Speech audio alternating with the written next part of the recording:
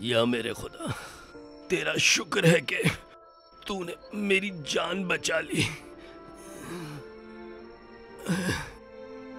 तू ही जान लेने और देने वाला है। तू ही है जो हर चीज पर कादिर है। तूने मुझसे मेरा बेटा लेकर प्यारी सी ज़ैनब अता कर दी। मैं तेरा गुनहगार बंदा हूं, लेकिन मैंने ज़ैनब को बेटे की तरह पाला है। मैंने उसे प्यार देने में कोई कसर नहीं छोड़ी। मैं किसी चीज से नहीं डरता, अपने अकेलेपन से डरता हूं। मेरे अल्लाह, मुझसे एक जुर्म हुआ। मेरे हाथों एक बच्ची अपनी मां से अलग हो गई।